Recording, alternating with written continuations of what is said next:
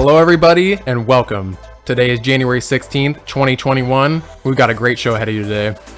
We got some hot news on game developers such as Ubisoft, CD Projekt Red and Bethesda, some Star Wars and Indiana Jones. I'm your host Garrett. I'm Ben. And this is Out of Mana.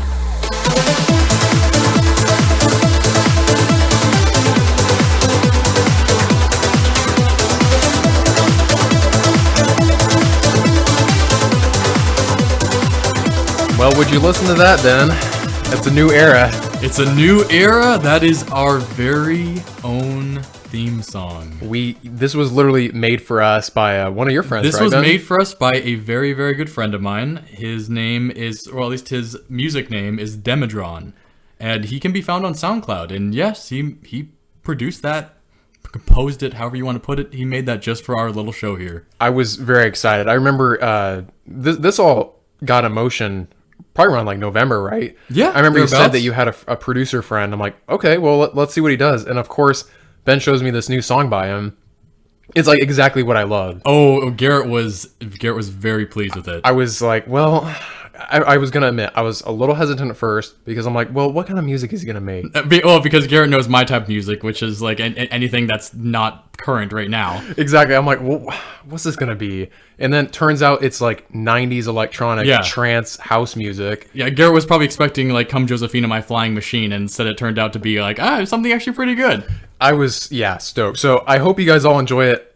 I've been listening to this like a lot, honestly. Yes, he has quite a selection. If any of you are interested, he has quite a selection on his SoundCloud. Yes. At, again, Demidron, Demidron on SoundCloud. And he's quite a selection of his songs. They're all his own music. He makes 90s style trance and house music very, very well. Very, very well. Yeah, I was impressed, honestly, because people who have everyone has like a producer friend that makes beats and makes music. So I'm always really skeptical. I'm like, oh great, here we go. This sounds like straight up professional stuff, like stuff you'd hear in the club. You know what I mean? So if you liked it, that's our guy, and we really appreciate it. I really appreciate him doing that for us. Huge thank you. And he actually named that song Skywalking, right? Skywalking, I believe, yeah. I feel like it's very appropriate. It is very appropriate. You kind of feel like you're doing a little bit of skywalking. Maybe no Jedi, but, skywalking for sure.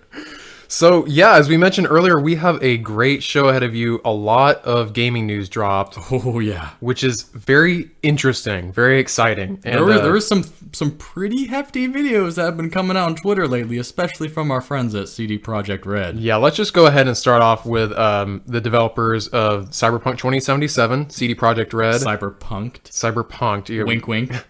We got an apology video from one of the co-founders. The entire public received an apology video from the co-founder, I believe, and it was about what it sounds like. You could say it was an apology.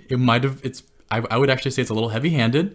I would dare go into the realm of like slightly Shakespearean, maybe even LeBron James. You're gonna call him that, but it was pretty heavy. It was like 4 minutes long. Yes, so and it wasn't. I'm sorry, but it had a very. I'm sorry. These are our reasons.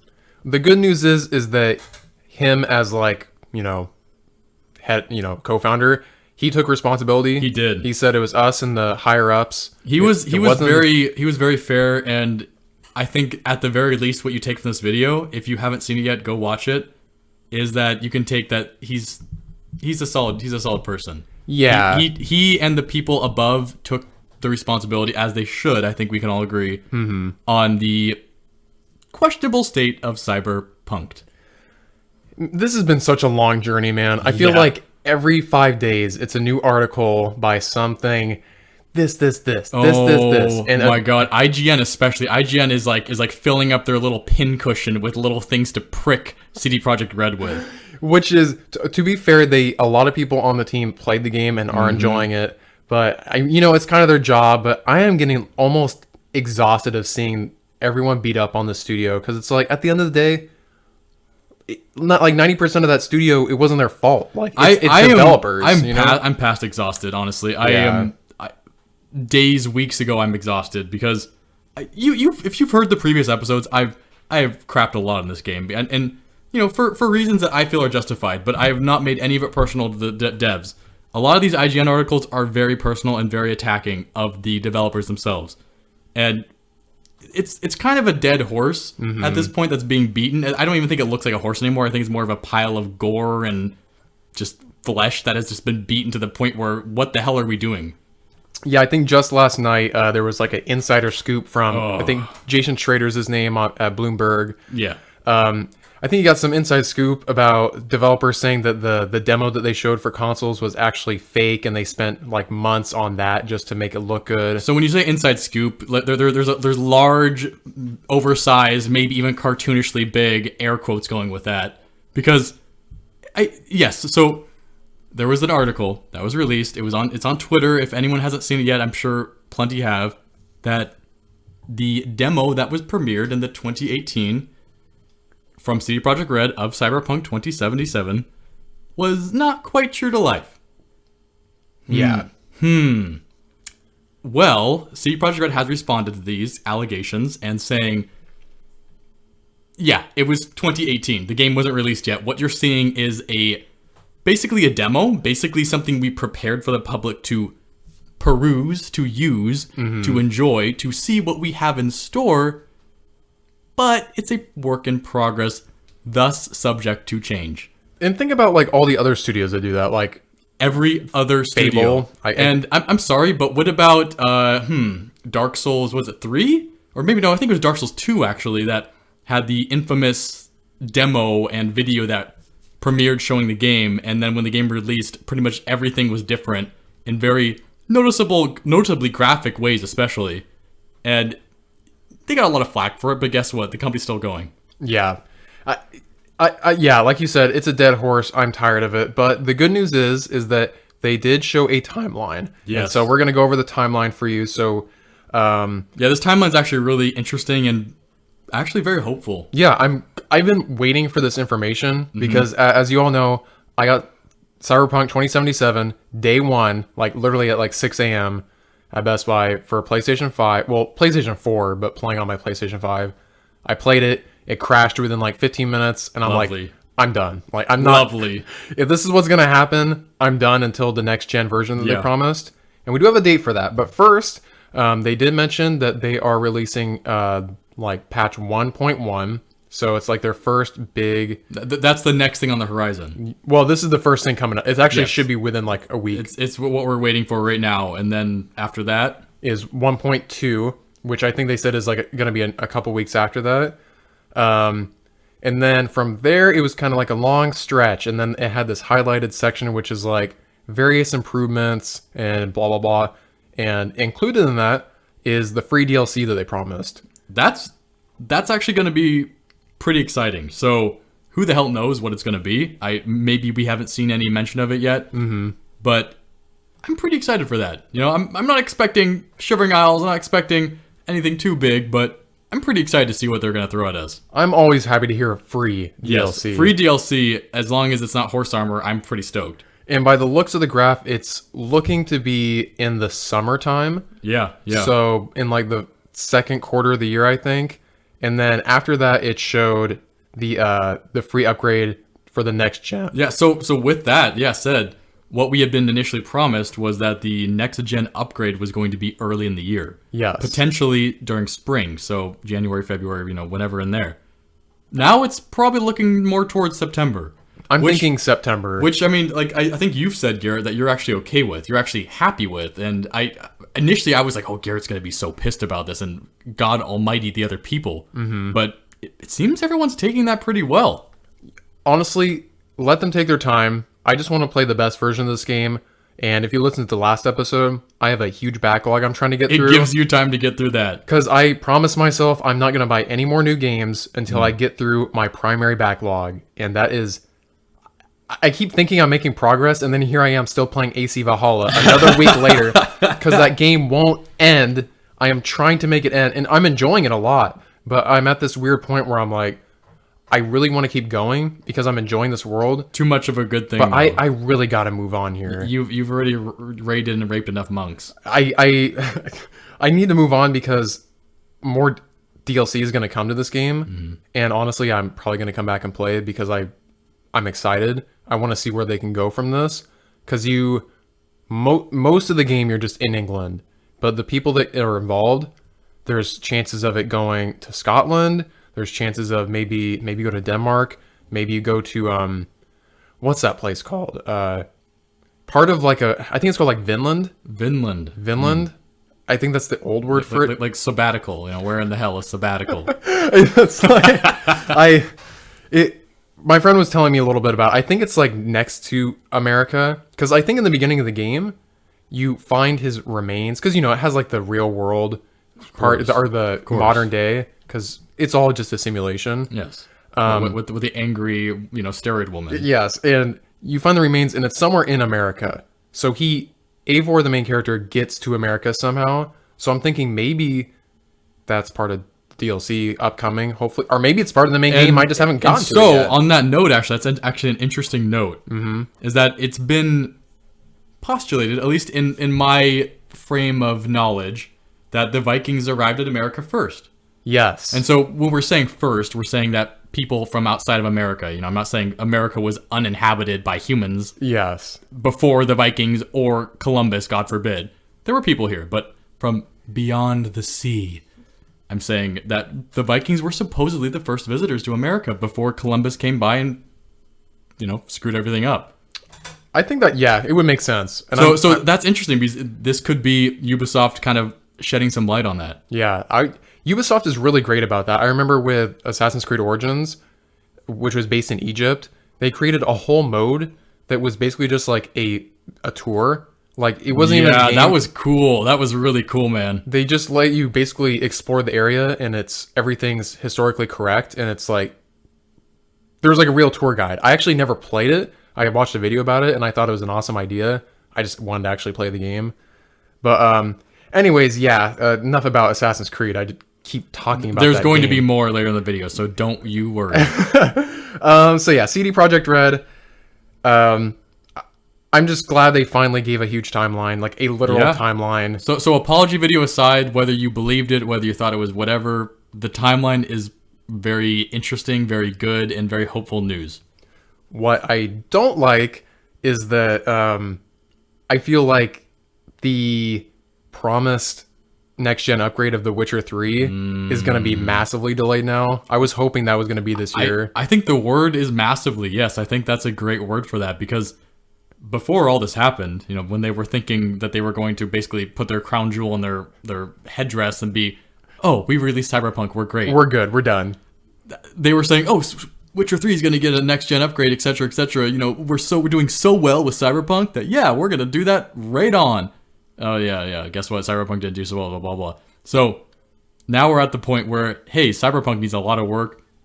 Witcher 3's upgrade is probably going to be a long way in the future. I was going to say, it's going to be 2022 or at the best, late 2021. I mean, that might be, I think that might even be accurate. I want to disagree with that, but I think that's probably accurate. Well, I bought it purposely for this when it was on sale. Yep. Because as long as you own it, it's a free upgrade, and it was on sale. I'm like, shoot, I'll buy it for $15 if I get to play it. Both Garrett and I still need to finish Witcher 3. Yep. We've mentioned this in the previous videos. I'll reiterate, I'm a huge Witcher fan. Witcher 3 just didn't pull me in as much as it should have. Well, maybe when the upgrade comes, you can play on PC. I'll play on PS5, and we can have a little Witcher 3 podcast session. I'm down for that, and that'll get me to finish, because I really want to finish. I really want to do the DLC especially. I forget what it's called, Blood and Wine. Blood and Wine. Everyone says it's amazing. One of my best friends besides you, Garrett, Casey, has said it's amazing, and she is as sardonic and dark and hateful and bitter as I am. So I fully believe her when she says this, and I really want to play that DLC. I need to do it. Well, we'll have our chance eventually. Yes. So apart from CD Projekt Red, there is some kind of mind-blowing news, honestly. Oh yeah. This is this is a thick and juicy cut, guys. So get ready. I mean, you've probably heard about it, but get ready from us. Yeah, if you're listening to anything about gaming news, apparently there is a new Indiana Jones game coming. Yes. It's going to be by Bethesda. Yes. And it is going to be by their in-house developer, Machine Games. Yes, the very, very able company that has designed and produced Wolfenstein. Yeah, Wolfenstein. Very, very good games. And hey, guess what? Indiana Jones just so happens to be set during the height of the Nazis. And guess what Wolfenstein was? And guess who handled it very well? So guess what, guys? We're going to be able to kill some more Nazis. I'm super excited about this. I used to be a really huge Indiana Jones fan. Mm-hmm. I forgot what grade I was in, but I went for him as Halloween. And I just thought he was the coolest. I think that's why I like Uncharted so much, is because I just love that sense of history, adventure, just craziness. So basically, Uncharted would be Indiana Jones without the history at all. Basically, Nathan Drake he makes Lara Croft look like a pussycat. Like, he walks in and he just destroys everything he touches, including multiple ancient civilizations that were considered lost. He discovers these ancient civilizations in perfect tact, and then he destroys them abruptly. And kills literal thousands of people as well. He actually has killed thousands and thousands of people in each. He's a monster. He's actually a modern day monster. So Indiana Jones, on the other hand, he's pretty destructive. I'll give him that. But he tends to have a little more finesse, and his destruction tends to only lean towards the Nazi party. So I'm wondering, if this is Microsoft or Bethesda's. Well, Bethesda's a part of Microsoft now. Yes, so I wonder if this is their answer to Sony and PlayStation's Uncharted. I'm inclined to fully say yes. Yeah. Because Uncharted is a very powerful series. It's very successful. It has always been successful and remains to be. So Microsoft needs something to fight against that. Lara Croft, the new Tomb Raider games basically have been doing very well. Mm-hmm. But they're a different flavor now. They're not quite contending with Uncharted as the original games were. Yeah. Uncharted actually follows more closely to the original Tomb Raider games than the current Tomb Raider games do now. I haven't even played the newer ones. I know they're good. Or at least one of them is. There's nothing wrong with them. They're just different games. They are revitalization. They revitalized the series, and they just do it differently. Laura's different. She's unfortunately not my childhood crush of. She's not Angelina Jolie anymore, unfortunately. Yeah. But getting over that, getting over the diamond sharp tits. I know, that's exactly what I was thinking. Those polygon tits. And there's unfortunately no more butlers to lock in the freezers. But we move on. We move on past these hardships of our lives. The hard knock lives, and now she's her own. She's a very strong character. Not that she wasn't before, God forbid, but she's a different character, and she has kind of, in my opinion, I would say she's kind of more akin to what's that character from the fire games, the Hunger Games. Oh, Katniss? She's more of a Katniss type character. In my opinion, she kind of resembles her. Mm-hmm. That could just be my addled mind, but she kind of resembles the Katniss from Hunger Games, and she's very similar. Very. I'm struggling. I'm getting deeply traumatized with everything I do, mm-hmm. but I'm moving forward. Well, at least she has a conscience, unlike Nathan Drake. Nathan Drake has no conscience. He will cave the skulls in, kill the 7-foot tall mutants of multiple people, and just move on. God be damned. It's just all a fun Nathan game. Drake is basically the Grim Reaper of his world. So back to Indiana Jones. So Ben, what do we know about this game so far? Like setting wise, because they released a video, right? They released a very short teaser. I would guess it could be a teaser. I would say it was like a 20-second teaser. It's a teaser for somebody who pauses a video and looks at everything on screen and then slowly pores over it like someone who's incredibly interested in this. So, and they did. This video, it slowly pans over what we can pretty safely assume is Indiana Jones' desk himself. Mm-hmm. And we can see papers. It starts off with being able to see his typewriter, which says Machine Games, obviously in reference to the company itself. Then it pours over some other documents, a map in the background, something like his passport, and then something that says Bethesda. So we get all the apt information of who's making the game and who's responsible. But behind all that, beyond all that, in between all that, we see things that, like the map, for instance, we can see that it is a map of the Vatican City of Rome, because on the passport we can see that he's going to Rome. That's his destination. Mm-hmm.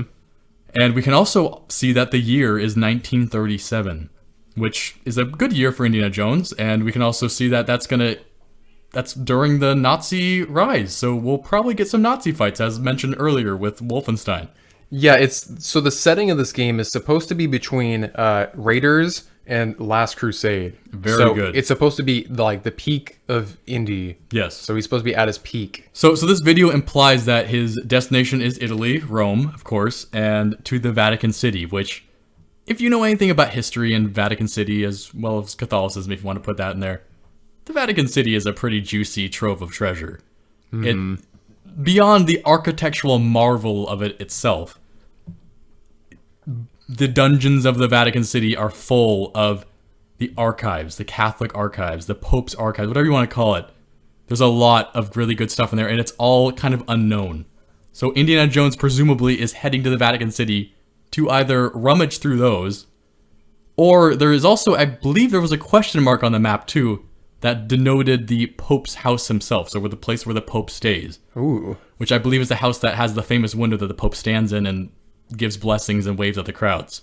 So there's bound to be some interesting things going on in the Vatican City with this video entailing. Yeah, that's going to be a really exciting. I don't know if I've ever played a game that's ever taken place in Vatican City. So this might be the first. I can't think of one off the top of my head. Yeah, I'm trying to think of like some crazy Call of Duty situation. The first one that comes to mind would be like, I mean, Call of Duty is probably a better guess than what I'm thinking, but I'm thinking of 007. But yeah. Oh, maybe. Yeah.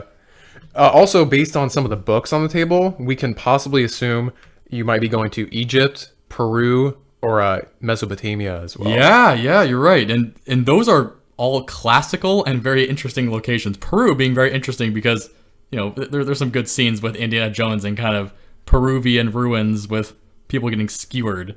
So I'm very, as also an Indiana Jones fan, I'm very excited for this.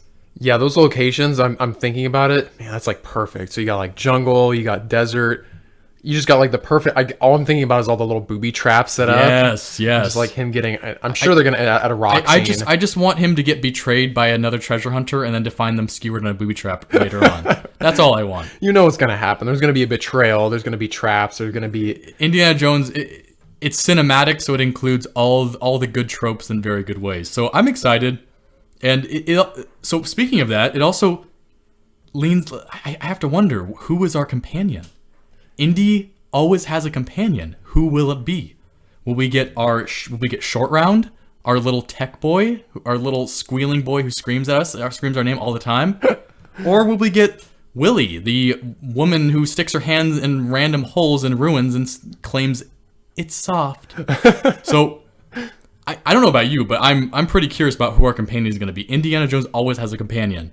I think one big thing about this game is going to be the companion's personality. Yeah. Because something that's really strong about Uncharted is all the characters, in my opinion, at least the protagonists, are all really solid. Yeah. So Nathan Drake, he's got Sully. Sully is our classic, and I guess who's that actor who's going to play him potentially? Mark Wahlberg. Marky Mark. So we'll see if Marky Mark actually plays them. I don't know if that's locked in stone or not, but yeah. But you're right. Uncharted tends to have very well-rounded companions, and they're all very good. You have Sam, his brother, who is kind of whiny and untrustful, and then the other people. Who's the girl? What's her name? The wife. Oh, the wife? Yeah. Oh, geez, what's her name? It's been so long since. It's like Ellie or something like that. It's Ellie. Let's call her Ellie. Like she's I don't know, whatever the hell her name is, but they're good characters. You know, obviously us forgetting her name doesn't show well for that, but they are good, and Indiana Jones basically set the standard for that. Just the theme. I just want the. I'm thinking of the intro so bad right now. I'm thinking of a lot of it, and going by how a lot of these adventure type games have been going, the AI of your companion is very important to the game. Mm-hmm. Not that that's my favorite thing in games. Obviously, I got pretty tired of it in BioShock Infinite. I got kind of tired of it in pretty much every other game that then copied it afterwards. But I'm still excited, and I really want to know what the companion is going to be. I want to know if we're going to get a cameo from someone from the past, or if it's going to be some really awesome new person. Who the hell knows? There's got to be some cameos, yeah. Because since it's based in like, what do you call it, canon? Yeah, like canon. Indiana Jones, probably going to be some people that we recognize, new people. Yeah. Speaking of that, the whole canon issue. this is going to be a Lucasfilm Games under that umbrella. So that's really cool. Like, yeah. So a lot of you might be familiar from the past, and if you grew up in the early 2000s and had a friend or even owned a Dreamcast console, LucasArts Games, they made a lot of games for those consoles. Star Wars games mostly are the ones I remember, but they were good. They were good games, and they've since gone. And now Lucasfilms is back as the game developer under Microsoft's wing. Yeah, I feel like so from what I remember, like Lucasfilm, they had to create a whole new division, like Lucasfilm Games, because especially with COVID and everything happening, I think, with movies not doing so well right now. Yeah, I bet. And with games needing to fit in the canon with licenses, basically, because, and this is like a perfect segue, actually, because Lucasfilm is also Star Wars. And Lucasfilms is Disney owns that, and Star Wars, thus, Lucasfilms is Star Wars, and who knows what we're gonna get? Bethesda Star Wars. So what?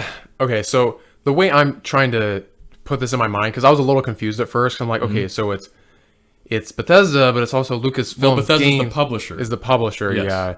yeah. But Machine Games is making it. Yes. But it's also under this Lucasfilm Games thing umbrella. The way I'm seeing it is kind of how like Sony has its like Sony Interactive Entertainment umbrella, Sony. you know, where Naughty Dog's under that, Guerrilla Games under that. Yeah.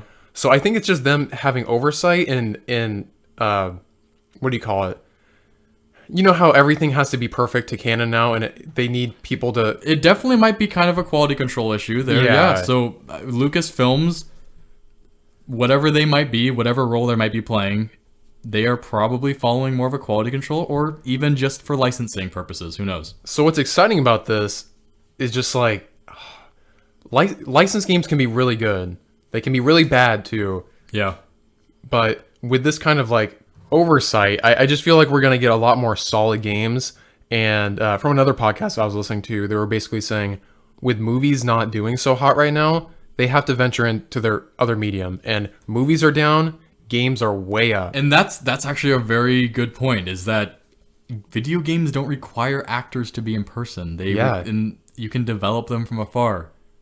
Movies not so much. So this is a very smart move in that regard. And I agree, it's probably a move of necessity, not even just necessarily one they were planning. Yeah. Maybe it was in the works, but I think this COVID being this pushed it. I think that we're seeing it now because of COVID. Well, we may as well just segue over to Star Wars, because that is the other big news that we have. So some of you may be familiar that EA made got a 10-year contract to have the rights to Star Wars. It was basically the end of Star Wars games as we knew it. We were like, oh god. And it all started with I think it was Battlefront 2. Yeah. If any of you remember Knights of the Old Republic, the good old days, basically, then yeah, you all felt that. So I remember the big thing. I'm pretty sure it was that one with the loot box situation. That was when EA was like, they did the loot box thing, and for you to even, I think it was to even play as Jedi or like fun characters, you had to pay for it. And that's basically when everyone and their mother and their unborn child were basically sending EA hate mail. Yeah. Good news is I think Battlefront 2 is a lot better game now. They kind of made up for their sins, but it's kind of old. Okay, so it's old news. Anyways, the contract expires in a few years, and EA has almost done nothing with it. We got that one, Battlefront 2. We got... Yeah, what was that Souls-like one that came out? Yeah, Star Wars Jedi Fallen Order. That's it. That is like the one good thing that has come out of this. Yeah, apparently I haven't played it, everybody, so it's supposed to be pretty damn good, and a lot of people have said that, so... It was very good. I think it was in the runnings even for like Game of the Year and stuff like that. It was made by Respawn, I believe. Okay. They're the people that make Apex Legends. Okay, yeah. And Titanfall and all that kind of stuff. So they did a really good job. It was kind of a buggy game. It was a lot of fun. Are you saying this as someone who's played it? Yeah. Okay. I actually recently played through this game last year.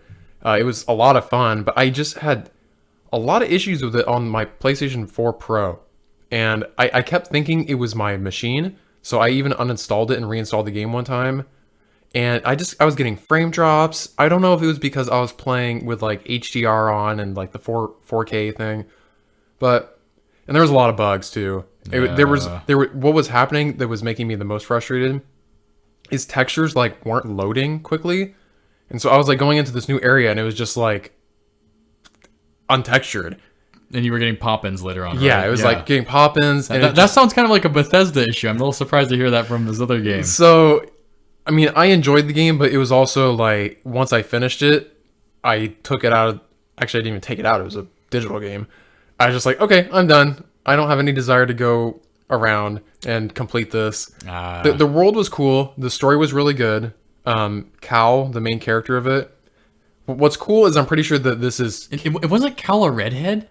Yeah, do you know how rare that is? Like to have a red-headed protagonist, main character, or even side character. I mean, he was white still. Like no, it's not even just it's the skin color aside. We're talking red hair here. Like red hair, and besides Aloy, yeah, that's true. What other red-haired characters are there?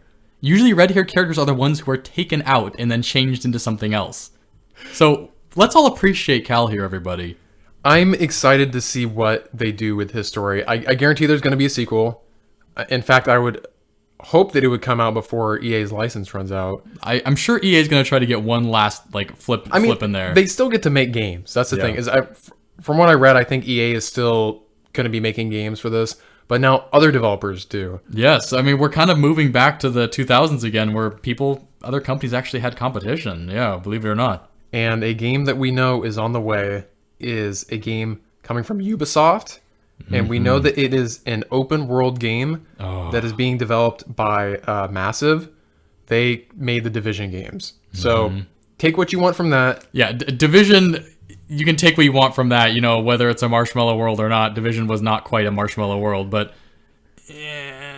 Division 2 was apparently better. We can still be happy because Ubisoft is a very capable company, regardless of the Division or not. It is still very capable, and I'm excited. I am too, because Ubisoft is kind of becoming like the king of open worlds. Almost every game they make is like open world at this point. You got Far Cry, you've got all the Assassin's Creed. They just did that. It was called something else. Now it's Immortals: Phoenix Rising. Oh yeah, totally. Yeah, it used to be called Gods and Monsters, and they changed it to that god awful name. I don't know why. Immortals: Phoenix Rising, coming out next summer. I literally was excited for this game, and then they changed the name. I'm like, I can't take this seriously anymore. That right there proves that there's a lot in the name. Anyways, Division is also like an open world kind of game. It's a shooter though, and it's kind of like a looter shooter kind of. Supposedly the game is just very repetitive. It's a post-apocalyptic, current time period, dystopian future shooter looter game, and it kind of does deserve a lot of the flack it gets because it's pretty damn repetitive. But they're capable developers. Massive is very capable. All that we know is that it's open world, and as they say, it's something that's never been done before in the Star Wars thing, like universe. So yeah, I mean, as long as it's not a Lego Star Wars game, then yeah, it hasn't been done before. It's supposed to be canon with film, comic, and TV, so it's going to be following like what we know with Star Wars, so it's going to be fit in there somewhere. Well, I mean, as long as the dead actors are still alive and the live actors are dead, why not? What would you want from this? Like an open world Star Wars game? So when I hear the open world Star Wars thing, I immediately kind of think back to the recent announcement of the open world Harry Potter game. Yeah. So I kind of want what I want from that. Is I want the IP, the idea of my childhood favorite thing, Star Wars, Harry Potter, whatever, being open world and being whatever I want, like being an RPG, basically. When I say that, I mean what I want to make of it. I want to make my character in this world and explore it, enjoy the dangers, enjoy the wonders, enjoy the loot, whatever there is of this world, and explore. I'm just curious how they're going to pull this off, because when I think of open world game, I think of one giant map. And the thing about Star Wars is it's the whole damn universe. And so when you think of planets, when you think of an open world, multiple universe, damn planets kind of game, then you think of One Man's Sky. Yeah, either that. Which What about Yeah. that one game you were playing? Outer Worlds? Outer Worlds. Doesn't it do something like that where So, it's open world? Outer Worlds is actually a very successful take on the. I mean, yeah, it is open world. It is in a sense. It is. I mean, you do have to load to get to these other worlds, but it's kind of like Star Ocean in the sense where you jump to their planet, you can kind of explore a lot of it, but it's not literally open world. It's open to a sense. And so that's what I'm curious about, because with Jedi Fallen Order, it's not, because it's like a Souls-like game, right? Yeah. You It's open, but not open to the extents. Yeah, there's openness to it. I can run around, but it's mostly path. Like, these paths are created for you to explore, and then at the very end, there's like a secret tunnel that takes you back to the beginning. And that's basically what Outer Worlds is too. Yeah. Outer Worlds, it has a very open world feel to it, but when it comes down to it, it's hand designed. It is designed to be linear to an extent. So I just have to wonder, are they going to be multiple planets with smaller open world maps, or is it going to be like, here are a few planets you're going to be on, and they're going to be big? Because that makes me think of like Assassin's Creed Valhalla, where you've got Norway, you've got England, which is freaking huge, and then there's a couple other places I don't want to mention for spoiler reasons, which are also very big. And if they do it like that, then okay, because as long as it's big enough to feel like it's not just, okay, here's a town and then some surrounding area, and that's all that's in this open world. I mean, I'm excited for it regardless of the execution. True. This, of course, depends on the quality, but yes, because the option is No Man's Sky, which is not going to be that, because No Man's Sky is an undertaking that no AAA title would ever do. So God help us if it is. It's probably going to be, I'm going to take the guess and say it's probably going to be more of an Outer Worlds style game. In Outer Worlds, it's open world. You have a lot of places you can go optionally, but they're closed in areas, very large, kind of Borderlands style large, where it's there's a lot of like open space you can explore. But there's the boundaries. There are the boundaries. Well, open world also usually ties in with RPG Yeah. and like loot. So if this is a Star Wars game, I think the RPG is going to play in, because Star Wars kind of begs for an RPG. It's never really been done. I mean, Knights of the Old Republic, of course. Yeah. It's never really been done since, but it begs for it, and it benefits greatly from it. Well, I hope to hear more news from this as time goes on. Same here. This is also under the whole Lucasfilm Games umbrella. I mean, I guess we're just going to be seeing that a lot more often now. Yeah, and pretty much any Star Wars game that comes out. Gladly. Yeah. I'm glad. I'm very excited for this future of Lucasfilm's games. I'm very excited for it. All right. Well, that's that for Star Wars. You mentioned Harry Potter. I did. Which is funny, because that's actually another news thing that came out. That was supposed to be coming out sometime this year. Yeah. And with like every other single game in the world, it has been delayed, which is honestly fine by me. Yeah, I'm okay with that. I want it to be a very good game. I want that to be so. I've read all the books. I enjoyed the thing. I watched the movies when they premiered, etc. Just like everyone else. But I've moved past Harry Potter as an adult. Me too. But I am fully happy and ready to jump right back into it in a video game form. That's an RPG open world. Very much. I played the original games when they came out, follow me, Harry! And Hagrid that looks like a lumpy monster. I played those games when they came out, and, blow no, Harry! Like, all that good stuff. But I moved on. Yeah. And now that the possibility of an open world Harry Potter RPG, whatever, I'm stoked. And I'm okay with them delaying it, because I want it to be good. I really, really do. I mean, this is something that we always wanted. And like you, I played most of the movie games that came out.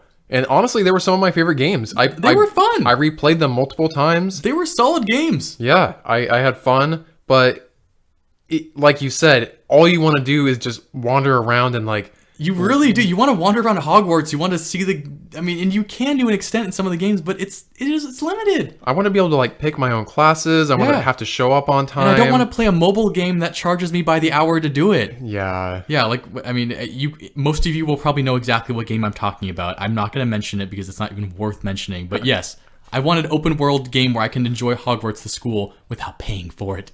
Well, this will be coming out in 2022 now. Swell. What's funny is my girlfriend's actually super excited to play this game because she loves Harry Potter. And that's because she's a good person. Yeah, I know. I'm always excited when she gets excited about games because she doesn't, she played them a little bit growing up, but it wasn't a big part of her life. She's a casual gamer. Yeah, she's a little casual. She's a casual gamer. Trying to change that. Yeah. She's played Animal Crossing recently. Casual gamer. But when I hear things like that, I'm like, ooh, you're interested in an RPG? Like something you can devote a lot of time to. On that note, Garrett, that's actually a very interesting point, is that Harry Potter lends itself kind of away from video games. Yeah. A lot of the diehard Harry Potter fans aren't exactly diehard gamers. Yep. Obviously there's the mix, but a lot of them don't. They're more movie people. They more watch movies. They watch TV shows. They're kind of more in those fandoms or the fan fiction and all that good stuff. Like your girlfriend, these people might be more casual gamers. Described as Harry Potter having an open world RPG video game. Open world RPGs tend to not be a casual type of game. Mm-hmm. More so usual than they used to be. But yes, now this might bridge that gap for a lot of people. That's actually a very good point. Think of how big it is. How many people who have loved this for so long have been wishing to be able to be in Hogwarts. This could be a lot of people's first time going into video games. Yeah, or at least seriously, at least in a deep game that's not Animal Crossing. Yeah, that's not Animal Crossing or just like a mobile game or some 5-hour adventure. Mobile games. Ugh. That's a really cool thought. And I'm sure that's exactly what they're thinking is like. It's a very open IP that has a very, very passionate fan base and a very open fan base. So you have the passionates and you have the people who just love it. Mm-hmm. Like me. I've moved on, but I still love it. Yeah, when I saw that, almost all my love for Harry Potter just came back to me. It rekindled big time. Big time. I could see Ron's PS1 face. Follow me, Hattie. I was like, yes, I will. Yes. And it looks big. I mean, like from what they showed, you can like fly on hippogriffs and stuff like that. Dude, I'm stoked for all of that. The ideas of it alone, I'm stoked. And just all I want is just collect Barry Bot's beans again. I just want to do that alone. Oh, think of all the collectibles they can add. Yes, and I want to have like cool. I want to get my own like cloaks. There is so much I want to do in the Harry Potter universe that this game is opening that possibility up, and I am stoked. And everyone, if they deliver on this, I feel like it can be extremely successful. Yeah, I fully agree. Think of all the people that write fan fiction for this just so they can keep this going. You can make your own very Harry Potter Mary Sue now in a game, and she can actually exist outside of your writing. And you can play it as RPGs. The nice thing about RPGs is they kind of keep going. Be happy. Put hundreds of hours into it. Be happy, everybody. Your fan fictions are fan fictions no longer. They are now in a game. Potentially, we might be just talking the hell out of this. But I was gonna say this might be one of the worst games ever made. But we are holding on to this hope for now, and be prepared if it's bad. We'll shit talk it. But right now, we're gonna glad talk it. In totally different news, very non-open world, we don't talk about Nintendo a lot. We don't do the Nintendo very much. I think it's kind of been off the topic since we had the Eric episode. So one big news, it might not be for a lot of people. A lot of people might have don't even remember it, if not even experienced it. But this is harkening back to the N64 days. Yep, the N64, and I have been wondering when they were going to make a sequel to this. Yeah, it's a great idea. So we've all been wondering. Yes. So I'll end the suspense now. They haven't announced it before, but they finally came out with a release date and a lot more information. Mm-hmm. It's the new Pokemon Snap. And now this was a game that I played on the N64 countless hours. I mean, it's such a simple game, but it had so much depth to it and so much mystery. It really did. And that was back before there was like, wikis that explaining how to do everything. And of course I was probably like 8 years old or something. So it's not like I was looking that stuff up anyways. But anyways, basically this game is you are in a little cart and it travels along a path. Doesn't the cart have a name? Yeah. What is it called? What are they calling in this one? It's called the Neo 1. Oh, yeah. Yeah, okay. Sorry, go on. The Neo 1. I remember it had a very weird name. Go on. And so you're basically sitting in this cart. And think of it like a tour. Like, say you're on a ride at an amusement park. It's going to take you through a level, and there's going to be Pokemon all around you doing various things. And your job is to take pictures of them doing these interesting things. And there's a lot... If it's anything like the original, you can interact with the environment to get the Pokemon to do different things. If I remember correctly, you could like throw apples at them. So like you could hit them and they would get angry at you. And that would cause them to show an emotion. And if you got a picture of that emotion, it was worth more points. Sometimes it would like piss them off and they would evolve. And you could get pictures of the evolution happening. Mm-hmm. And it was just, thinking back on it for an N64 game, that was pretty deep. It was fun. It was actually a very fun game. Like, it really was. Because it sounds silly where it's like, okay, you're going through like a 5-minute level of just on rails with a bunch of Pokemon just doing silly things and you're taking pictures.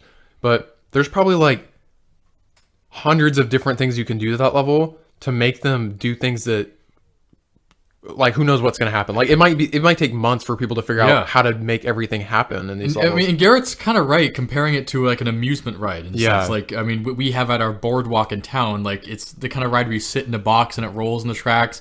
And if you have this one little laser guns in your hands, exactly, and you shoot the little laser marks on the walls, and you see, and something new happens. Like, you manage to hit the mark this time, and the wall opens up and something falls out or something drops in the ceiling.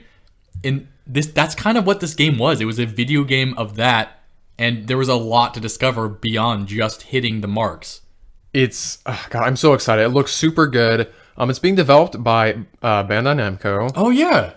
Which is pretty cool. Everyone would just think, oh, it's Nintendo, but no, it's Namco. Yeah, Nintendo's publishing it.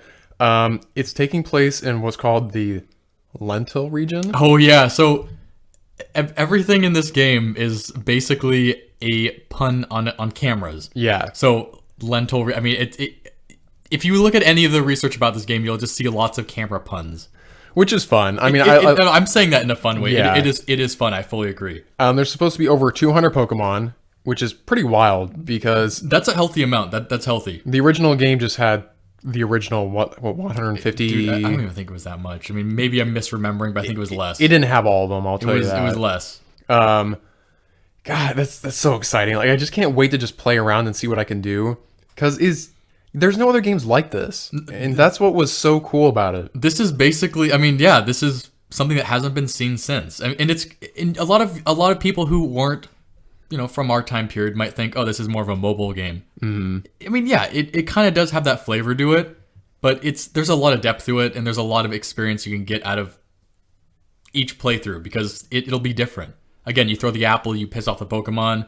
Maybe the Pokemon grabs you this time and snaps you in half instead of you snapping it with the camera, but who knows? One I remember specifically was it was like this lava world, and you would use the apples to lure the Pokemon to like go into a lava pit. I think it was so you basically murdered the Pokemon. Well, no, it made him evolve. So I think what happened is you had a Charmeleon. Yeah. You let him with the apples. He falls into the magma pit, and it forces him to evolve into a Charizard. And I remember figuring that out. I'm like, holy crap. Like, there's a giant Charizard pissed off at me. He's blowing fire. I'm getting pictures of him blowing fire at me, and it's getting me more points. So all the Pokemon are very understanding of you're a complete dick of a character who just does all this horrible stuff to them, and then to top it off, takes pictures of their suffering. So the Pokemon are actually very friendly. They are very nice because your character deserves to die many times over. It was like the funniest thing in that game is that you're literally just riding this cart and throwing apples and shit at them, and it's like pissing them off. You're literally one of those tropes from a movie who is throwing the peanuts at the elephant until the elephant finally rages and kills all the people in the audience, and then it gets shot at the end. It's really funny. They would get so angry too. Like, you just pester them over and over again. They're like being angry at you and waving their fists and like attacking. So yeah, anyways, the release date, we do know it, don't we? Yeah, it's going to be April 30th, and it's going to be on the Nintendo Switch. Mm-hmm. And that's such a good. My birthday happens to be in April. Maybe I might need a new Snap game. No, I'd rather get Paper Mario. Please get me that instead. Paper Mario. Yeah, I heard that one wasn't good though. I just want a Paper Mario. I do too. Paper Mario. It can be for the GameCube. It can be for the N64. Please for that. The original one. Please. Oh, God, I replayed that one on. I actually beat it fully for the first time when I had my Wii because the Wii had like the best virtual console system. The Wii did. I agree. So good. But I want it for my N64. So if you're gonna get me a Paper Mario game, get me that one. I don't have my GameCube anymore. I never played Thousand Year Door. I hear that one's awesome. It's supposed to be the best one. But I would love to do only my friend had the N64 version. I never got to play it myself, so I never had to experience the game myself. Oh, you've never played all the way through it? I never played all the way through it, so that's another one on my little list. So I guess like last episode, my cartridge list, not just Majora's Mask, but Paper Mario 2. I will keep that in mind. But and anyway, yes, April 30th for Pokemon Snap, and here's hoping that it is as good as we dream. I hope so. I think it looks really pretty. One thing I do have against most Pokemon games is it's like, The style, like it's like Sword and Shield. Sword and Shield. I'm like, really? This is a mainline Pokemon game, and it looks like this. So my housemate Eric is playing that game constantly, and yeah, I'm basically the shitheel that walks by and was like, ugh, that game. Oh, you're going to superpowered charge mode, whatever the hell it's called. Yeah, Mega Evolution. I actually agree. I like the way this game looks. Yeah, it just looks brighter, more fun, more detailed. I'm just surprised that with such a popular franchise as Pokemon, I mean, Nintendo gets away with this all the time, where it's just like low effort graphics. And I know it's because their consoles aren't as powerful. Yeah. But sometimes I'm just like, really? Like that's the best you can do on like a mainline. Mario always looks good. I was gonna say the Mario games always look fantastic. They've basically mastered the style to the point where they don't have to improve much to still make it look good. That's the thing, is people are playing Pokemon to play the mechanics, not how it looks. But I'm a little shallow in that sense. I'm like, well, I just want it to look cool too. But I don't know. That's just me being silly. So, I can't really think of any other games. So there is actually one. Actually, no, there is one. Mm-hmm. This is one that I saw mentioned maybe a little while back, not too far long ago. It's called The Medium. Oh. And it's a psychological horror thriller game, whatever you want to throw at it game. And it looks, we've seen a live action trailer. There's a live action trailer that just recently came out, which, isn't the best indicator of gameplay, for sure, but it's pretty damn cool looking.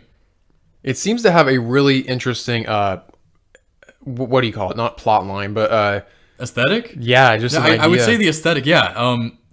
It's called The Medium. It's by Bloober Studios, I believe they're called. Wait, who? Basically, when I saw it too, I was like, Bloober, what the hell is Bloober? Yeah, the rewind. I'm like, did that say something else? Did that say Bloober? Yeah, it says it's Bloober. So anyway, name aside, it's on the Unreal Engine 4. Okay. So it's a very good looking game. But yeah, the style, the aesthetic of the game you can kind of go across the board with this. Like, it kind of reminds me of Pan's Labyrinth mixed with David Lynch, mixed with Silent Hill, mixed with Stranger Things. Like, it's a very interesting looking game. And you might even throw some... you can throw... There's so much to this game, and it has like a very dark, organic look to it. Like, everything... Like, the characters walking through these kind of rundown environments, and they abruptly switch over to the other side, which is very Silent Hill of it. Silent Hill had its, the dark side and the hell side. I forget what they were called, excuse me. But was that when it got nighttime? Like, yeah, basically, changed? Like, there would be the darkness and the fog, I believe. And they were different realms or different dimensions. And this game kind of has that look to it. At least this live-action video did. And there's like insects flying and attacking the character, and the main character kind of looks like Daenerys mixed with the main character from the Control game. It looks good. It actually looks really cool. It looks like maybe more of a thrilling experience than a gameplay experience. Mm-hmm. So kind of something you more play for the visual than you play for the gameplay. But we don't really know that much about it yet, so who knows? It could be anything. That sounds cool to me. I remember this. I remember hearing about this. I think it was during the summer when they were showing a bunch of trailers at like the virtual E3. Yeah, and the trailer was like really obscure. You were like, "What the hell is that?" Yeah, I really love this idea of like the medium, where you're in between two worlds, and how it can just switch like that. It's a scary concept. Like, if you kind of think about it on the level that it would be. Yeah, it reminds me. There was an episode of Buffy the Vampire Slayer that had one of the characters who. Basically, a creature pulled her over into another dimension. So she was still in the same place, but she was in a different dimension of it. Mm-hmm. And the only thing in that dimension with her was a creature. Oh, God. And I just remember the idea of that being so goddamn creepy. Just knowing that there's another dimension with this creature. So she was walking around in places she knew, but no one was there. It was dark, it was bleak, and there was just this creature. And the creature was really creepy. And that's kind of... That kind of medium idea where you're going between realities, dimensions, whatever, kind of reminds you of it, with that same feeling of like detachment where you're going to be pulled into a place where you're no longer safe. And I really like that. I really like Stranger Things, He's pulled over into what I would mention. His friends are no longer there. His mom's no longer there. He's trapped, and there's a monster looking for him. Yeah. It's good. I love that idea so much, and I think a lot of people are gonna enjoy that. Yeah. I think it's gonna pull a lot of people in, especially with the whole Stranger Things still like. It's still relevant. Yeah, it is. Like I think if a new season of Stranger Things popped off, everyone would watch it. And to be perfectly honest, we haven't really had any. This isn't a AAA game, but we haven't really had any big titled thriller horror games for a while. It's like yeah. We've only been really seeing horror games from small indie development. And I mean small by like the game lasts for about 30, 40 minutes. Yeah, I was going to say the only thing I can think of is just whenever Resident Evil decides to drop a new game. I mean, yeah, Resident Evil, but those were remakes. So the new one is definitely anticipated because in the medium is a new game. I love horror games. I love games that creep me out, that make me think, like the Silent Hill games. Like those games made you think because they were confusing as hell, but they were creepy. The atmosphere was good, and there was some jump scares in between too. I got to admit, I mostly avoid these games.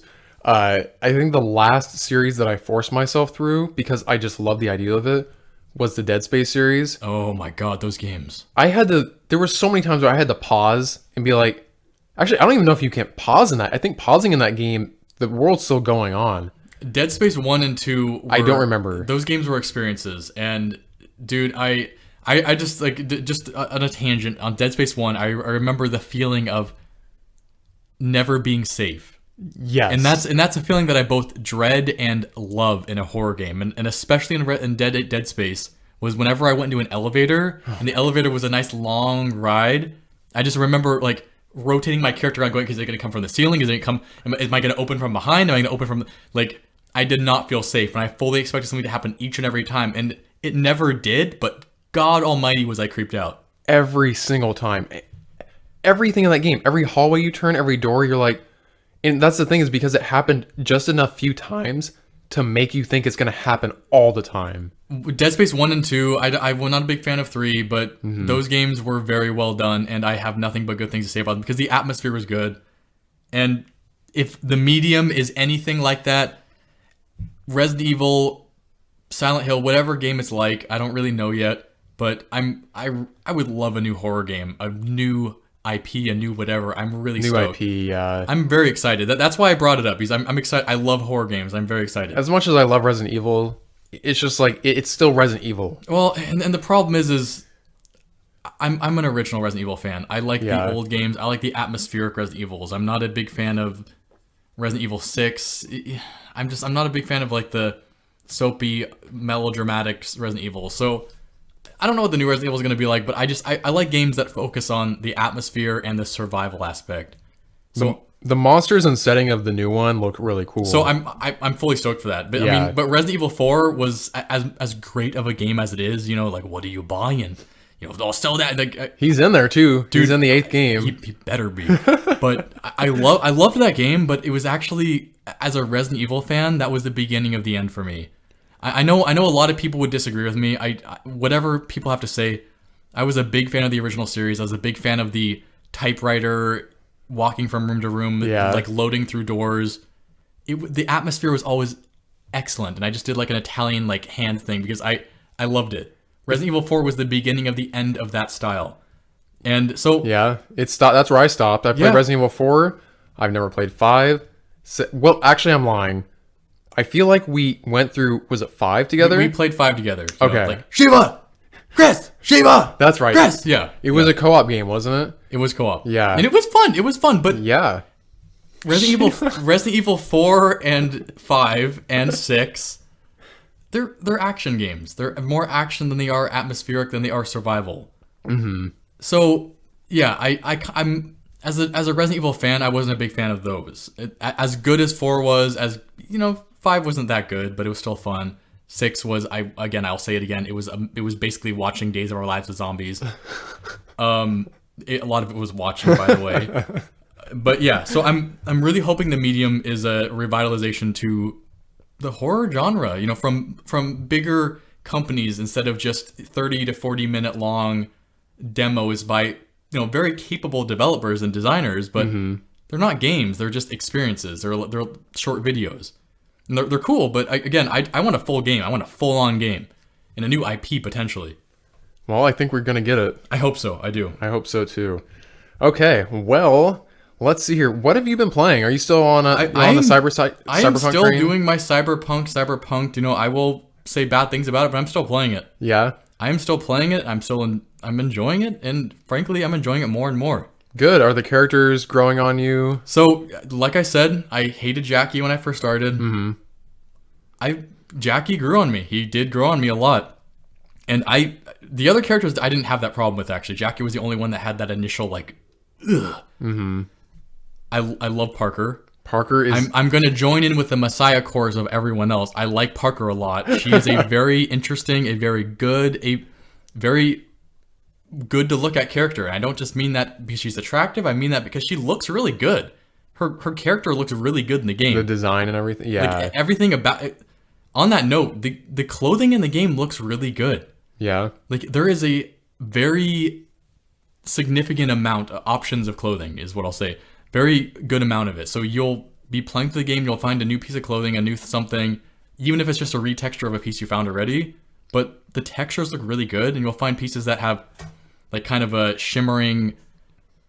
the fabrics are different, like metallic. Yeah. You know, they have like that kind of like anti-photo quality, you know, whatever that looks like. I forget the name of the fabric, but when you take a photograph, it like flashes out. Like, it kind of looks like that. That's cool. I mean, I guess it fits the 2077 vibe. It does. Yeah. It really does. And while I'm not a big fan of really wacky clothing like that sometimes, I'm enjoying it. I'm enjoying finding pieces that just look really cool. And the graphics are really good. So on the note of Parker, her clothing looks really good. Like, she looks really good. How often do you get to see her clothing since it's a first-person game? Not very often. Yeah. So, like I had mentioned in the previous video, whether or not the devs chose on purpose not to make your character third-personable very often, I think that was on purpose, because I think they maybe were planning on doing it, and then they just didn't have enough time, or your character looked like a glitchy mess, so they decided not to. The only time you can willingly choose to see your character in third person is when you approach a mirror. Oh, okay. And obviously a mirror being from the chest up. So, Gotcha. but if you enter your inventory, obviously you see your character standing there in all their glory. Oh, okay. So, okay. I mean, obviously you get the inventory scene, which is, I mean, that's just an expectation. If they didn't have that, what the hell? Yeah. But yeah, so that aside, equipment aside, Parker looks really good. I like her a lot as a character. Then there's Judy, who's kind of like a tech character, and I love her too. She's a really good character. Those two characters are ones that I had focused a lot on. I had focused on them during the plot, because there's kind of a point in the game when you can kind of choose to segue off with other characters, and I instead kind of went back to them, and I'm glad I did. I enjoyed it. Cool. And I've met some other characters, like there's a group called the Voodoo Boys, and they're kind of, they're cool. They're very interesting, and I was not expecting them at all. Like, they're kind of, I mean, they're a little reminiscent of like I forget the gang's name, but there's a gang in Saints Row 2 that was kind of like voodoo style. They're a little reminiscent of that, but they're still cool. The characters are still really good. They're all fun. They're all interesting. And I got sent on like a really cool mission that actually made me like the stealth mode. Oh, really? I know I spent a long time crapping my guts out on it in the last video, the last podcast, but like, you go to this place called the gym. I won't describe it beyond that. It's not a gymnasium. It's just called the gym, because the acronym. Okay. But you go there. It's a very big facility, and there's a kind of gang. The gangs are called the Animals. I think they're called the Animals, and they're basically steroid freaks. Makes sense. It makes sense for the name of the gym. Despite the fact it's not a gymnasium, it makes a sense. But they're kind of fun. Like, they're basically like roided out, and they're all walking around going like, they all have deep voice. Even the women do. It's very well done. But you're kind of inclined to sneak around there, because you don't want to necessarily make them all attack you at once. And I enjoyed it. Cool. I enjoyed the experience of sneaking around and taking them out one by one, in the way that the game lets you, which again is very repetitive, but I still enjoyed it. And I mostly just snuck past most of them, but that was a fun mission, and that mission allowed me to enjoy the sneaking. I still think hacking sucks ass. Okay. But the sneaking, fair. I actually enjoyed. I did enjoy it in that mission, and so I'm inclined to say better things about it this time. Good. And yeah, I can go on, but most of the stuff I have done is kind of spoilery. But there is actually one thing. There's a car service, like a taxi service that you use in the game, I'm going to avoid saying any names because I don't want to spoil anything. I'm going to try really hard not to. But there's a mission that you get later on with the AI of the taxi service, and he asks you to find lost taxis, basically. The taxi cars were lost. So the taxi cars are AI driven. Okay. And so he says they blipped off the map. Go find them. Go find their last location. So one of the locations, which was next to the gym, was a taxi that had gone haywire, had gone ballistic, I guess. I guess ballistic is a better way to put it. And it starts talking to you. And it is a direct reference to one of my favorite games, a Valve game, Portal. Oh. So the taxi says, and it makes references to the cake is a lie. It makes references to calling you mean names and calling you stupid and saying you're a failure in life, just like GLaDOS would. GLaDOS. I enjoyed that little bit immensely. That was extremely fun, and I'm extremely excited now to find the other taxis because there's more of them to find. And they're probably all gonna have personalities like this. Maybe not. Maybe that was a once in a lifetime. I hope there's one that's like the HAL 3000. Mm-hmm. But that was fun. I did enjoy that little snippet of a mission. I really did. So Cyberpunk is growing on me. It is a worthy game. I'll reiterate what I said in the last video, which is basically that it is a great game that suffers from bad gameplay. Yeah. And that's basically it. Bad gameplay and, mechanics that could use more polish.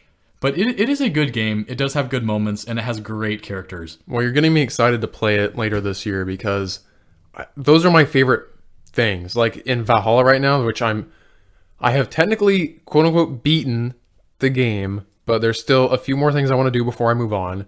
Because if you know anything about Assassin's Creed, it's not real. It's all simulation. Yeah, it's basically, you're in modern times in this thing called the Animus, which taps into your DNA and it lets you live through your ancestors' You're basically memories. simulating their memories. Yeah.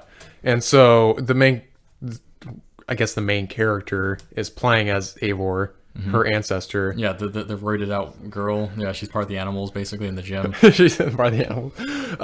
So I beat the real world part, and so now. So you beat the game. Because you're using a lot of air quotes. So did you beat it or? Yeah, if you don't see me, I'm using a lot of air quotes here. I can't answer that because I still have one more area to take over in England. Ooh. And it's like the main thing. Ooh, okay. So is it another monastery and there's monks to get? There's monks to rub the shines off their apples.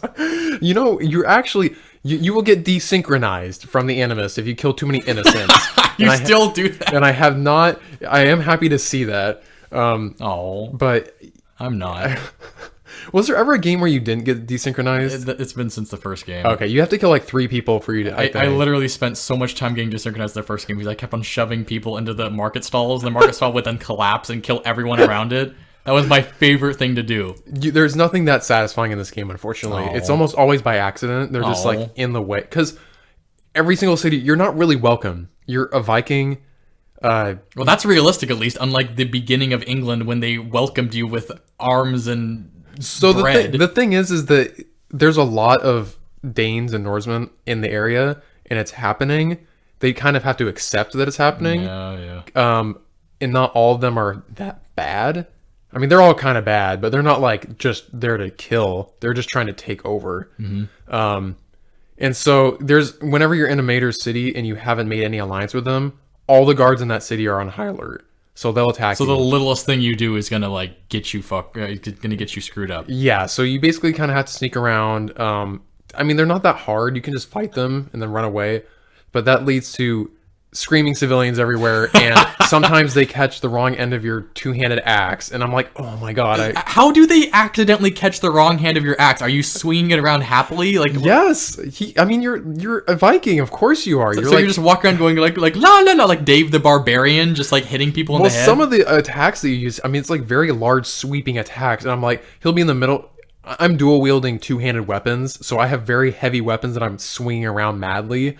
And I'll see myself slowly swinging. I'm like, oh no, there's a civilian right next to the guard. And then Polly Pocket comes wandering into view, and her gored head gets in the way and shatters on impact. Luckily, they don't get gored that bad, but like the main enemies, you can do like finishing moves on them. Oh, you can't do it on the citizens? No. Oh. But like it's bad. Like some of these finishers, I mean, you're like literally popping their heads like cherries. What Garrett means is it's so bad it's good. Yeah, because that sounds great. It is very satisfying. So speaking of which, that has been one of my things in Cyberpunk. Is the gore sometimes is very satisfying. Is it? You can like sometimes damage an enemy very satisfyingly. Not always. I wish it was a little more. I wish there was a little more gore. But yeah, I agree. So bad it's good. There's a few finishers that I really enjoy, and so it's really satisfying ones. Yes. Like it depends on the weapon. Depending on what weapon you have different finishers. I kind of want to explore more because I've been doing the whole larger weapons, so it's a lot of just like literally chopping them in half, cutting their heads off. Chopping them in half. Yeah, you will literally cut when you're dual wielding these things. It's just like Jesus Christ. I like chop their Devil May Cry, like Bayonetta. I chop at the hips, so their legs are gone, and I also chop the upper half. So their legs are gone. They're just like in 3 different pieces on the ground by the time I'm done with them. Do they do that thing where they stand there for a moment, like looking at you blinking, and then they just like slice into various? No, the limbs go flying. Like it's insane. I dig that. God, where was I going with this? Okay. Yeah. So I got one last place to conquer. Guards are on high alert though. Yeah. I don't know if this is gonna impact how the real world situation happens. Like after I complete this, am I gonna have to go back in the real world? Are you done with the real world? I don't know. Okay. It seems like I'm done. So but have you reached the point where the Pope comes out as an alien yet?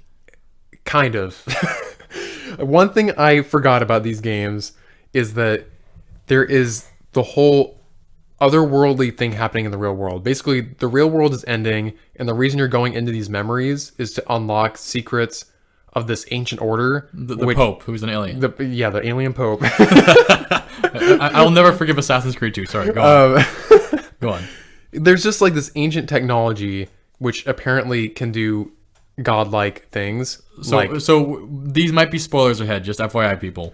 I'm not. Well, this is talking about like old games. Okay. So there's just like this otherworldly technology that they've had way in the past, like in BC, and yeah, there was some cool stuff in Origins, I remember. Yeah, they're just like these weird mechanisms, which are very futuristic. So it's like, I don't know if it's aliens, I don't know if it's another thing.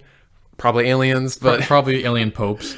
But it, it comes into play in the real world in this game, and I was so lost because I haven't played all the Assassin's Creed games, so I don't know what the hell's going on with this whole technology situation. Mm-hmm. There's a lot of artifacts that are used, a lot of just people I didn't know, so I got a little confused. But it's cool. I think if anyone decides to play this game, you're going to really enjoy how this game rolls out. A few things are kind of predictable, a few things are a little cliche, but overall I think it's a very, very interesting take. And if I'm not done with this game by the next episode, I'm purposely just going to cut myself off and move on. Okay. Because I got to get through my backlog. I just really want to know, like, when you get to, like Eivor, he has his, like, adopted brother. Like, I want to know when you can kill Bindi, Sigurd? Oh, Sigurd. And then you can take, like, the Viking throne? Question mark? So, I mean, like, I don't want to have any spoilers with that. Throughout the game, you and your adopted brother Sigurd. He's probably an alien. He's probably a pope. Yeah, he is definitely an alien. I'm pretty. He's also a pope. I'm just completely bullshitting. Go on. It's God. It's such an interesting game. I really love it so much. I'm so happy that was the first game I purchased. Thinking back, that it seems like you really enjoyed it. So I fully agree with you. I was very skeptical in the beginning. I'm like, oh God, Vikings again. Yeah. Oh God, and they actually do a really good job of giving justice to the whole Norse mythology. Good. I was a little, because God of War did such a good job with it. Yeah. I'm like, is Assassin's Creed gonna do it well too? So they really focus on the mythology. Like, do you get to like see all the Loki and Freya, and like you get to see all people's dogs that are like named Loki and Freya. There's thousands of like Loki and Freyas and Thors, and maybe even some cats too, because everyone and their mother's naming them that. I will say that if you are interested in Norse mythology, stuff like Asgard and all that, and naming your husky Odin, you will get your fill in this game. They do it in a very interesting way. Cool, but it is in there, and I enjoyed that section immensely. Actually, I mean, that sounds pretty good to me. I haven't wanted to play an Assassin's Creed since the Pope was an alien in 2, but like I kind of want to play now. I kind of wish I played Odyssey, honestly. Yeah, Odyssey, Odyssey is probably the one that I'd probably enjoy the most because I love Greek mythology. I love it. What's cool about this game is there's a lot of Roman artifacts all Yeah, across. I mentioned it before, but like the recycled assets. they the recycled assets from the last game. Like, hey, I recognize that. Hey. But what's cool is these English settlements, they like build around the old artifacts. Hadrian's Wall. Yeah, so they're like, it's really cool. You'll go to this new city and like half of it's Roman because they're just like it's already here. We may as well use it. That's pretty damn neat. And I don't know. Have you taken any pics or screenshots of this? No, I keep trying to take them, and I'm really, really picky about my photography. That's good. So I'm like, oh, this isn't perfect, and I just get angry. I'd love to see some of this stuff because I've seen some bits and pieces here and there, but I really try to avoid other people's stuff. Okay, I'm gonna post another picture because it was really, really funny. Last time I mentioned like the whole flight thing where it's like the rhyming battles that you have with people. Yeah, that sounded cool. So there's a point in the game, might be kind of spoilery. You're in a different world, I could say, and you basically, I saw it on the map. I'm like, ooh, another flighting challenge, because when you complete them, you get charisma levels, and the higher charisma, it unlocks better dialogue options. Okay. And so I always like having dialogue options. Like, if it's high enough, then I can get out of a situation, or I can get through this without having to give them 500 gold because I, threaten them or something like that. It's very RPG-like for an Assassin's Creed game. I was impressed. Yeah, there's a talking squirrel. It was like What? It was like the squirrel sitting on a rock. I'm like, this can't be right. And you go up to it and you talk to it. It's like, hello. What? And it has like the funniest voice. And I had to take a couple pictures of it, so I'm probably gonna post a few of those because it was it was moments like this in the game that made me fall in love with it. Because like, it is so goofy and sounds silly. like Fable. That sounds like a Fable. That makes me think of Emperor's New Groove with the squirrel with the balloon, and it pops it like Jesus Christ. It just has like the funniest personality, and it actually is the hardest rhyming battle I had to do. Like I was getting nervous. I was picking the wrong options. What was it like a mean squirrel? Like, did it rhyme the hell out of you? It was very complicated cadence, and so I was having a lot of trouble because typically it's very short. It's like a one-liner, and you just have to rhyme with it. But these ones were like 3 or 4 liners. Ooh. And it was hard, but I ended up doing okay. I think I blundered one of them, but it still let me pass. God, it was just so fun. I'm like, just that's in the game. Yeah, you just have like a rhyming battle with a squirrel on a rock. Yeah, I mean that's your experience. Like, my experience was with the GLaDOS car, and yours was with a squirrel, dude. That's cool. I just love that video games. This is why I love video games. Yeah, because they can just do silly shit like this, and it just makes the experience so fun. That's awesome. I want to look that up now. I'm gonna check that out. I'll send you the link to it. Okay. I'll show you after the episode. Actually. Okay. Cool. Apart from Assassin's Creed Valhalla, you may have seen me shamelessly playing this. Yeah. So I look on Discord one night. It's like 1 a.m. and I just see Garrett playing RuneScape. You always gotta go. No one ever quits. No one ever truly quits. I'm on a long quit right now, but I'm sure eventually it's gonna pull me back in. So every now and then I get a craving for just some real RuneScape. Just a RuneScape, because it's almost healing. Healing? It is whenever with like the most toxic player base ever, it's healing. Well, the thing is like so many people are multitasking nowadays, and no one's really talking to each other. They might as well be bots. But I always seem to fall back on this game when I've got stuff going on. Mm-hmm. And so like Valhalla. Yeah. So, I don't know. Recently I've been having like a lot of anxiety issues, and then I was having some stomach issues too, which is causing me more anxiety. And so for some reason, RuneScape always, I don't know if it's the nostalgia of it or the comfort of it. It just kind of brings me back to normalcy in a really weird way. Like the last time I actively played was also when I first started experiencing anxiety and panic attacks. Nostalgia is a very comfortable feeling. Yeah, I can see that. I used it as a crutch, and like honestly, I started using it as a crutch again. Hey, crutches are there for a reason, and it's been kind of fun. I mean, Jagex has been putting in work. You know, they got RuneScape 3, which is modern RuneScape. They've also got old school RuneScape. They brought that back, thank God. So, which I had a lot of trouble. I'm like, well, do I want to do old school RuneScape? Because they do add new content to it. They're literally different RuneScapes. Like RuneScape 3 is the original to current times, and old school RuneScape just went back to 2007 and just went to a different timeline. Like, it's like a Doctor Who thing. Like, it's interesting. It's really cool, and I'm honestly impressed. I probably would have gone old school RuneScape, but archaeology. Well, yes, archaeology. So the new RuneScape had a new skill called archaeology. I'm like, oh, this looks interesting. So that's why I got on. And like a week later, after playing every night. Yeah, now I'm like, I'm playing it while I'm playing Valhalla because it's kind of an AFK game. Like, AFK means like away from keyboard, which means you don't have to pay attention. So I'm playing Valhalla. Is AFK an old term now? Do we have to describe what it means now? I don't know. I don't know if a lot of people use that. This made me feel really old there. People who don't play RPG MMOs probably don't know what AFK is. They don't know what keyboards are because they like cell phones. Jeez. So I'll be playing Valhalla on the PlayStation, then I'll have my laptop open, and I'm just like doing archaeology at the same time because the game kind of plays itself. So I've been doing a little bit of the archaeology. Game kind of plays itself. Did a little bit of bossing. I've been doing some bossing. Oh yeah, it's kind of tough. You have your new Bandos armor. I actually have Serenic armor, T90 armor. Serenic armor. Ooh, that's very RuneScape 3. I also have Malevolent armor. Ooh, that's very RuneScape 3. Ooh, wow. Using my Ascension crossbows. Ooh, that makes me want to go to like a special place that only like level 99s of it and all skills can go.